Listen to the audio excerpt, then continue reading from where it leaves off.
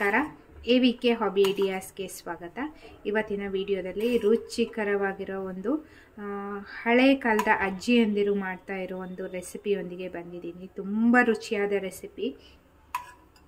ಇದನ್ನು ಹೇಗೆ ಮಾಡೋದು ಅಂತ ನೋಡೋದಕ್ಕಿಂತ ಮುಂಚೆ ಇದೇ ಮೊದಲನೇ ಬಾರಿ ನನ್ನ ಚಾನಲ್ನ ವಿಡಿಯೋನ ನೋಡ್ತಿರೋದು ಅಂತ ಆದರೆ ನನ್ನ ಚಾನಲ್ ಎವಿಕೆ ಹಾಬಿ ಐಡಿಯಾಸ್ಗೆ ಸಬ್ಸ್ಕ್ರೈಬ್ ಆಗೋದಕ್ಕೆ ಮಾಡ್ಕೊಳ್ಳಿ. ಆಗ ನನ್ನ ಎಲ್ಲ ನೋಟಿಫಿಕೇಷನ್ ನಿಮ್ಮನ್ನು ತಲುಪತ್ತೆ, ನನ್ನ ಎಲ್ಲ ವಿಡಿಯೋಗಳನ್ನು ನೋಡೋದಕ್ಕೆ ಸಹಾಯ ಆಗುತ್ತೆ. ಬನ್ನಿ ಫ್ರೆಂಡ್ಸ್, ಇವಾಗ ಈ ರುಚಿಯಾಗಿರುವಂತಹ ಈ ಪದಾರ್ಥ ಯಾವುದು, ಹೇಗೆ ಮಾಡೋದು ಅಂತ ಕಲಿಯೋಣವಾ? ಈಗ ನೋಡಿ, ಒಂದು ಪ್ಯಾನ್ಗೆ ಎಣ್ಣೆ ಹಾಕ್ತಾ ಇದ್ದೀನಿ.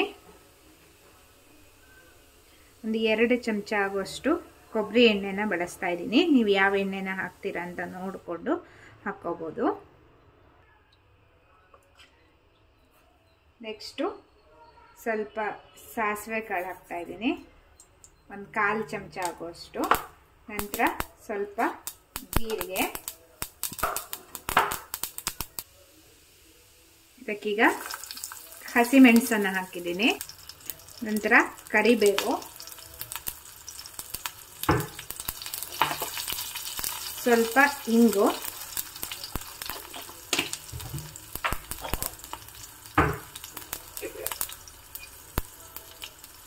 ಒಂದು ಚಿಟಿಕೆ ಆಗುವಷ್ಟು ಅರಿಶಿನ ಪುಡಿ.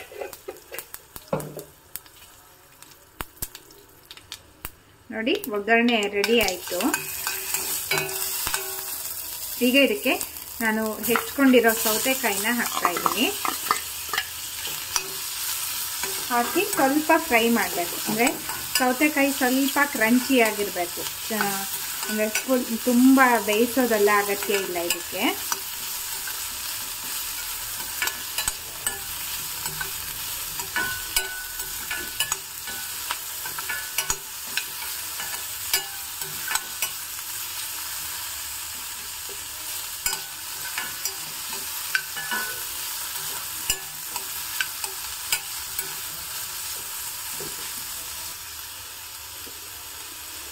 ನೋಡಿ, ನಂತರ ರುಚಿಗೆ ತಕ್ಕಷ್ಟು ಉಪ್ಪನ್ನು ಹಾಕ್ತಾ ಇದ್ದೀನಿ.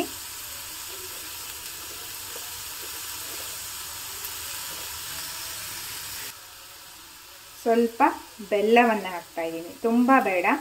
ಒಂದು 1/4 ಚಮಚ ಆಗುವಷ್ಟು ಬೆಲ್ಲವನ್ನು ಹಾಕ್ಕೊಂಡ್ರೆ ಸಾಕು. ಬೆಲ್ಲ ಬೇಡ ಅನ್ನೋರು ಹಾಕ್ಕೊಳ್ಳದೆ ಇದ್ರೂ ನಡೆಯುತ್ತೆ.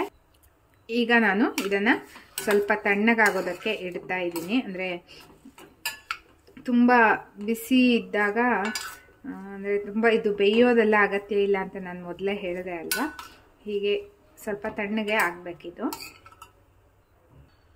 ಇವಾಗ ನೋಡಿ, ಫುಲ್ ತಣ್ಣಗಾಗಿದೆ. ಆಲ್ಮೋಸ್ಟ್ ಒಂದು 10 ನಿಮಿಷದವರೆಗೆ ಬಿಟ್ಟಿದ್ದೀನಿ ನಾನು. ನಂತರ ಇದಕ್ಕೆ ನಾನು ಕಡದ ಮಜ್ಜಿಗೆಯನ್ನು ಹಾಕ್ತಾ ಇದ್ದೀನಿ. ಚೆನ್ನಾಗಿ ಒಮ್ಮೆ ಮಿಕ್ಸ್ ಮಾಡ್ಕೋಬೇಕು.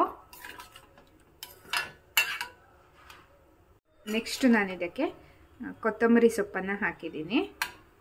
ಚೆನ್ನಾಗಿ ಒಮ್ಮೆ ಮಿಕ್ಸ್ ಮಾಡ್ಕೊಬಿಡಬೇಕು.